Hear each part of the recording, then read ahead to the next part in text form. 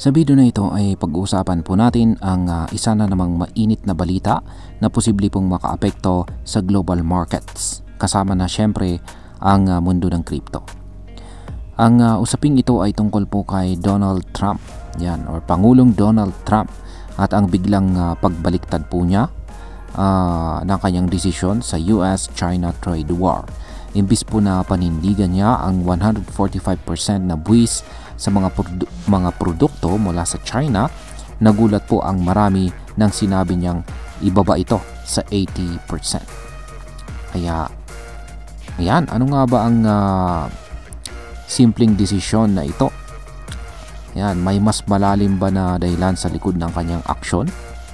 At higit po sa lahat ay anong epekto nito para sa atin bilang mga Pinoy crypto enthusiast?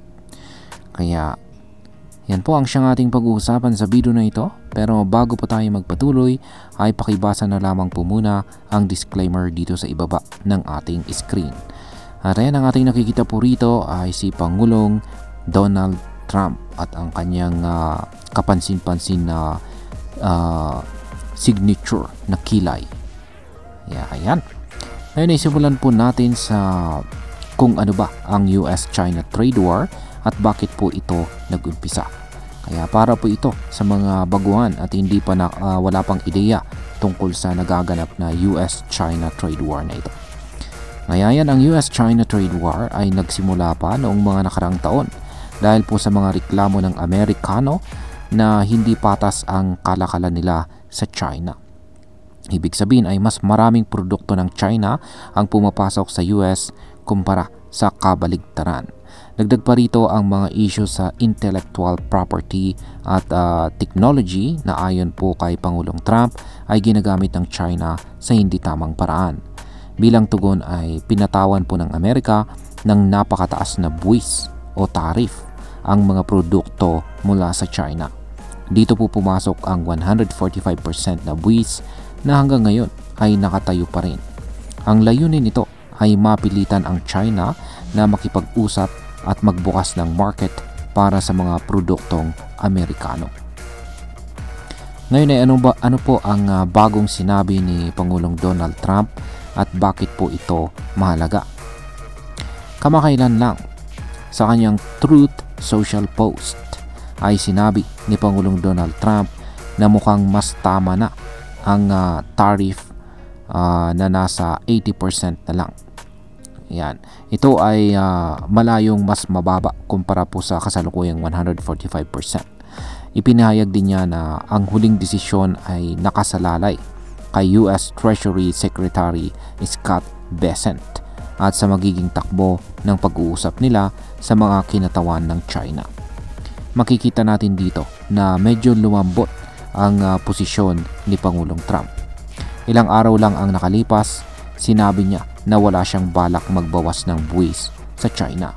Pero ngayon ay tila naghahain na siya ng olive branch o alok ng kapayapaan. Yan. Ngayon ay ano po ang posibleng dahilan sa likod ng pagbabagong ito ni Pangulong Trump? Isa po sa mga malaking posibilidad ay ang kagustuhan niyang makuha ang suporta ng mga negosyante at market. Gusto rin siguro ni Pangulong Trump na ipakita na siya ay flexible at kayang makipagkompromiso basta't makabubuti ito sa ekonomiya ng Amerika. Bukod pa rito ay baka may inspirasyon din siya mula sa kasunduan ng US at saka UK kamakailan kung saan nagbukas po ang UK ng market nila sa mga produkto mula Amerika. Gusto rin ni Pangulong Trump na mangyari ito sa China, isang bukas na kalakalan kung saan pakatas po ang laban. Ngayon ay paano naman po naapektuhan ng ganitong balita ang crypto market? Ngayon ay punta na po tayo sa pinaka-importante para sa atin bilang mga crypto investors. Tuwing may malaking pagbabago sa global trade tulad nito, laging naaapektuhan po ang financial markets. Kasama na dito ang crypto. Si Bitcoin, kapag may uncertainty sa ekonomiya tulad po ng trade war, ay kadalasang umaakyat po ang presyo. At bakit? Yan. Ang paliwanag po rito ay dahil sa mga panahong walang kasiguruhan, maraming investors ang tumatakbo sa store of value tulad ni Bitcoin. Pero kapag may sinyalis na nagiging maayos ang mga pag-uusap, bumababa minsan ang demand sa crypto dahil lumalakas ang kumpiyansa sa fiat market o traditional system. So ngayong mukhang nagiging bukas si Pangulong Trump sa kompromiso, maaaring bumagal po ang momentum ni Bitcoin at ng iba pang altcoins pansamantala. Si Ethereum, si XRP at si Solana ay posibleng magkaroon ng sideways movement habang hinihintay ng mga investors ang resulta ng pag-uusap ng US at China dito sa paparating na ngayong May 10. Ngayon po palang May 10. Pero sa bansang US ay nahuhuli po kasi sila ng ilang oras. Kaya ayan.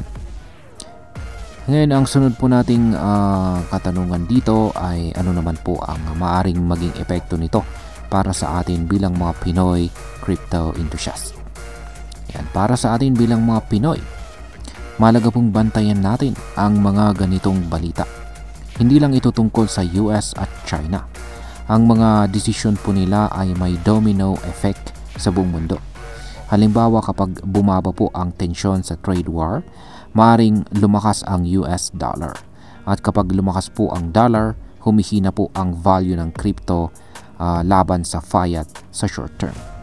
Kung nagtitrade ka po araw-araw, kailangan mong maging alerto sa ganitong mga update dahil kahit maliit na statement mula sa isang leader tulad ni Pangulong Trump ay pwedeng magbago ng trend sa market. Pero kung pag long-term investor ka naman, magandang balita po ito. Kapag naging maayos po ang usapan ng US at China, babalik ang stability sa market. At kapag stable po ang environment, mas maraming institutional investors ang papasok sa crypto. At yan po ang siyang magtutulak sa presyo pataas. Bilang panghuli, ang masasabi ko naman tungkol dito ay para sa akin ang biglang pagbaliktad nitong si Pangulong Trump mula sa 145% papuntang 80% na tariff ay isang taktika. Gusto niyang ipakitang siya ang may control sa negotiation. Pero sa totoo lang, lahat ng ito ay bahagi lang ng mas malaking laro ng kapangyarihan sa global economy. Sa crypto perspective, ang mga ganitong galaw ay paalala sa atin na sobrang volatile ng market. Hindi po sapat na marunong ka lang sa technical analysis. Dapat marunong ka ring magbasa ng global news at saka political events dahil may direktang epekto ito sa performance ni Bitcoin, ni Ethereum at ng iba pang mga altcoins. At ayan, sa kabuuan, ang payo ko po sa lahat ay wag po tayong maging kampante. Baka akala ng iba wala naman tayong kinalaman dyan. Pero tandaan po natin, isang statement lang mula sa isang world leader gaya ni Pangulong Trump ay pwedeng magpabago ng presyo ng mga hawak nating crypto sa loob lamang ng ilang minuto. Kaya magkaroon po tayo ng disiplina sa pag-monitor ng balita, maging handa sa mga sudden movement sa market, at higit po sa lahat ay mag-invest ayon sa ating risk tolerance at huwag po tayong sumugal kung hindi pa natin nauunawaan ang galaw ng global economy. At ayun, hanggang dito na lamang po tayo sa video na ito mga ka-crypto. Marami pong salamat sa panonood. Ingat po tayo lagi at God bless po sa ating lahat.